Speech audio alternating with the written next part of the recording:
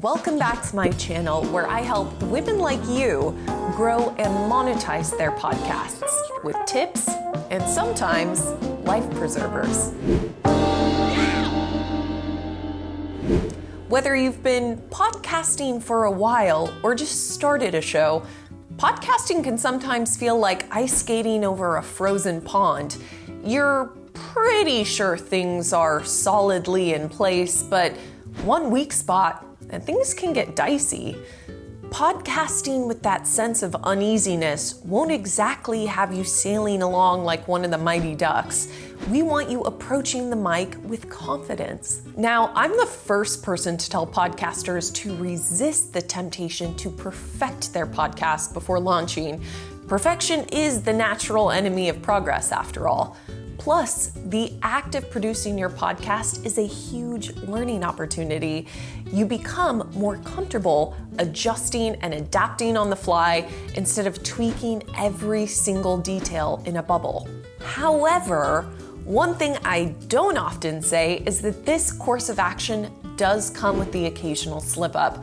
I know because I've been there. When I started my first podcast, I made some easily avoidable mistakes that I wish someone had warned me about. Okay, you might be wondering, so which is it, Lauren? Jump in boldly or brace for mistakes? Well, it's a little bit of both. But lucky for you, I'm the kind of gal who can admit when she's messed up. Today, I'm going to let you in on 6 semi-embarrassing podcasting mistakes that I made so you don't have to. This way, you can jump in boldly, see those mistakes coming at you, and give them the fingers. You know, like all 5 fingers, like stop. Okay, anyway. Make sure to watch to the very end of this video where I reveal my absolute favorite resources to save time, energy, and even a little heartbreak when it comes to producing your podcast. If you're new around here, I'm Lauren Popish, founder of The Wave. It's my mission to help women find their voices through podcasting and even help them make some money doing it, if you're into that kind of thing. I know I am. I love monetizing podcasts. I want you swimming in a golden bathtub full of money that you paid for with the cash you made from your podcast. I release weekly episodes on the subjects of crafting, producing, growing, and obviously monetizing your podcast. So if this sounds useful, be sure to subscribe to the channel by hitting the subscribe button in the lower right, and be sure to ring the bell so you can get notified every time we have a new episode. Okay, back to my most embarrassing podcasting mistakes. Why am I admitting to these again? Right, to save you from the very same facepalm emoji moments, let's jump right in. Mistake number 1, not recording on separate audio tracks. Anyone who's experienced the heartbreak of editing audio recorded on Zoom knows what I'm talking about. There is nothing worse than coming to find that your guest's phone buzzed during your most poignant declaration, or that you sneezed during your co-host's funniest quip. Recording on separate tracks means that both you and your guests will have their very own audio track, making it easier to modify individual audio levels and to make sure you don't miss a beat from your session due to background noise or talking over one another. While programs like Zoom might seem like the most efficient way to bring guests onto your show, I can assure you it makes editing doubly messy on the back end of production. Platforms like Zencaster or Squadcast are great options and super easy to use. Mistake number 2, not prioritizing high quality sound. People will tell you that you can start a podcast with just your phone. And while that might technically be true, more people than ever are listening to podcasts, and they expect a professional sounding auditory experience.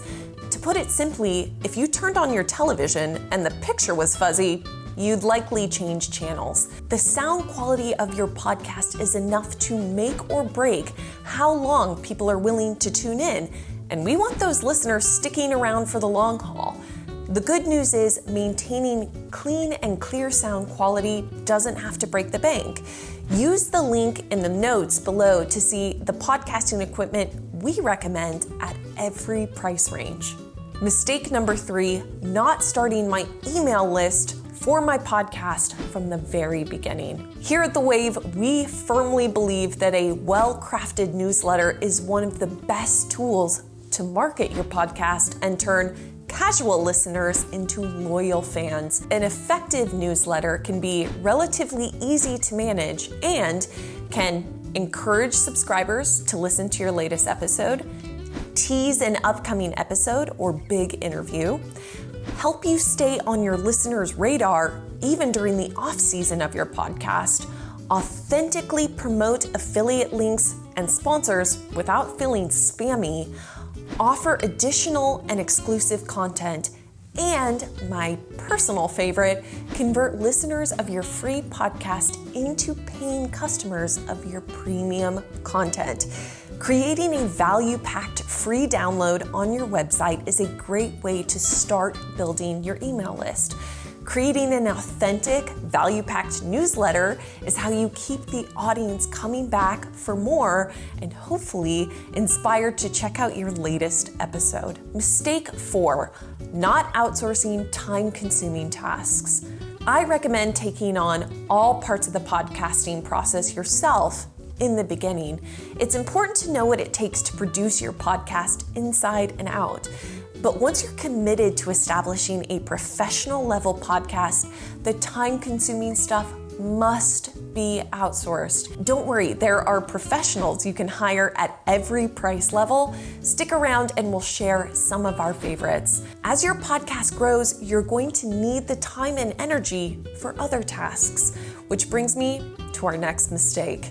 Mistake 5, spending too much time editing and not enough time promoting. Mark these words.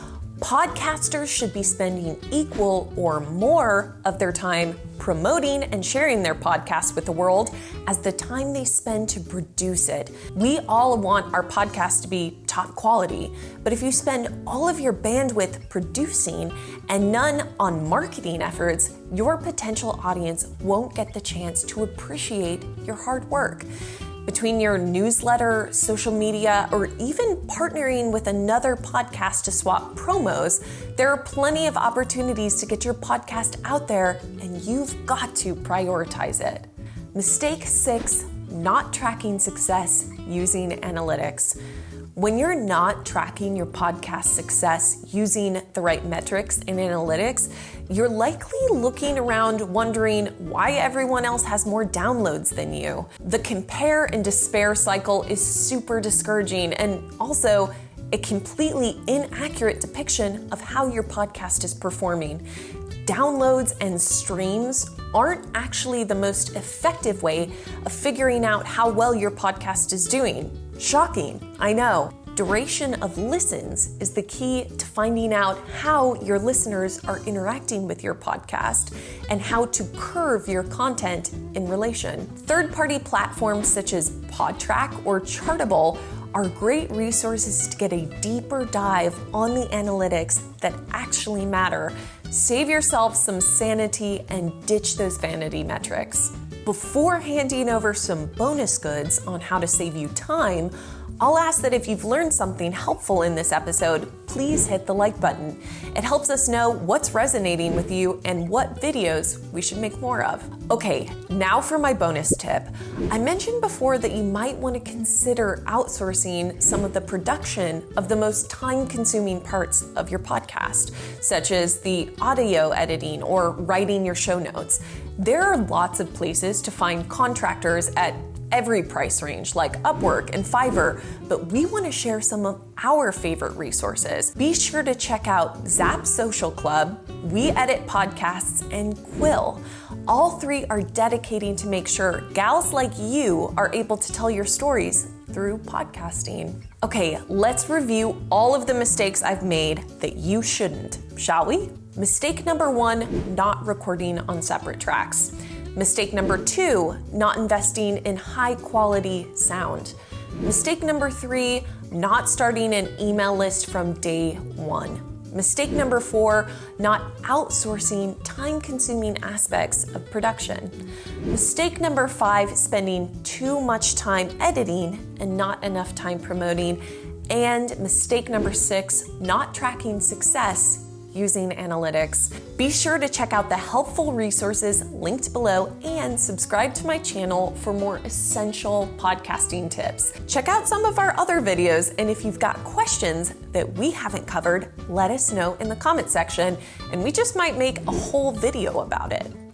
Thanks for watching, keep podcasting, and enjoy the ride.